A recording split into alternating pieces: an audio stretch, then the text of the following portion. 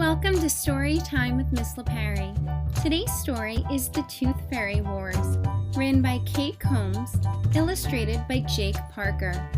Today's story is dedicated to a very enthusiastic little boy named Tyler and all the other first graders who have lost a tooth.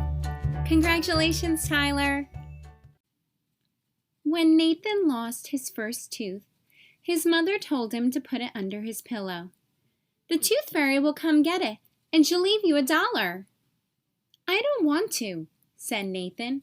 "It's my tooth, and I'm going to keep it forever."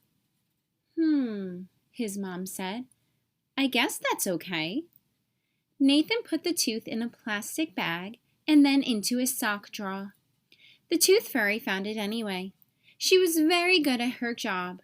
The tooth fairy took Nathan's tooth out of the baggie, opened her briefcase, and tucked it inside. She left $1 behind for Nathan. In the morning, Nathan was not happy. "It was my tooth," he said. "I'm sorry, honey," said his mom. "I guess you'll have to hide the next one better." "The next one?" Nathan asked, worried. Sure enough, a month later, another tooth fell out when Nathan bit into a peanut butter sandwich. He hid the tooth inside a fort guarded by army men. The tooth fairy wasn't afraid. In no time flat, she had traded Nathan's tooth for $1.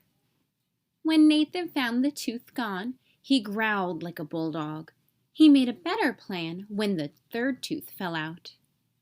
That night, after a quick search of Nathan's bedroom, the tooth fairy took out her super tooth sensomatic and scanned the house.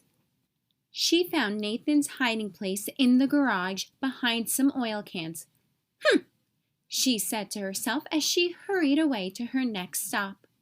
Nathan showed the $1 to his mother. "Again?" she sighed. "Why don't you try asking her nicely?" So when Nathan lost a fourth tooth, he wrote the tooth fairy a letter.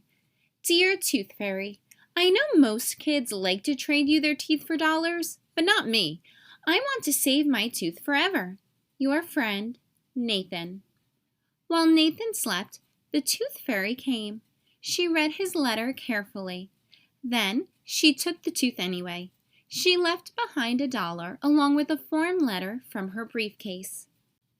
"Dear human child, according to Regulation 8439-H, Paragraph 7, should the dentulous relinquisher object to said transaction, he or she shall be referred to Office 11 of the Tertiary Fee Division of Rates and Exchanges, 15th League of Enchanted Commerce. There, he or she may fill out Form R8, titled Petition to Retain Baby Tooth, listing his or her reasons for requesting an exception to policy, after which an adjudication hearing shall be held within 25,990 years to decide the case. Sincerely, T. Fairy." 25,990 years? Nathan squawked. Nathan hid his next tooth inside a carton full of eggs. The tooth fairy found it. Nathan buried a tooth under the marigolds in the garden. She got that one too. He left another tooth at his best friend Danny's house and put out a cat's tooth he'd found instead. The tooth fairy lost her temper that night. It took her a long time, but she tracked down Nathan's tooth. Nathan tried bribing her. That didn't work. "Dear human child, it is strictly against Regulations 6120-Q, Paragraph 3, to attempt to bribe an officer of the 15th League of Enchanted Commerce. Please cease and desist at once. Gravely, T. Fairy." "Nope," Nathan said. The next time Nathan lost a tooth, he borrowed his cousin's tarantula. He painted the tooth gray and hid it in the rocks at the bottom of the tarantula tank. Nathan smeared the top of the tank with honey. Then he sprinkled itching powder over the honey and put up some signs. "Do not enter. Danger! Beware! Danger! Keep out! Angry spider lives here." "Take good care of my tooth, Fred," Nathan told the tarantula as he turned out the light. When the tooth fairy came, she read the signs. She took one look at Fred and turned pale. She sniffed the powdery goo. "Oh my," she whispered. The Tooth Fairy did not take Nathan's tooth. She did not leave $1. She left a handwritten note instead.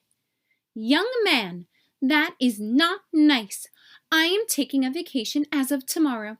The 15th League of Enchanted Commerce will no doubt be sending a substitute entity. It is my fervent hope that this individual will be treated with the proper respect when he or she visits your household.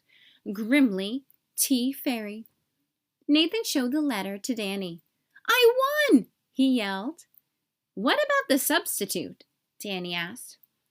"Oh, I'll have to get ready," said Nathan. The 15th League of Enchanted Commerce got ready too.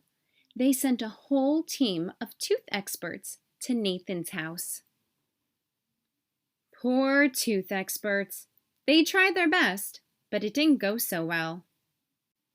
The next night, while everybody else in the house was fast asleep, an official delegation came to see Nathan.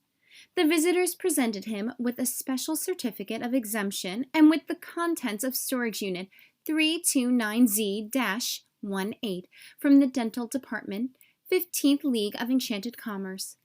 Every single one of his lost teeth.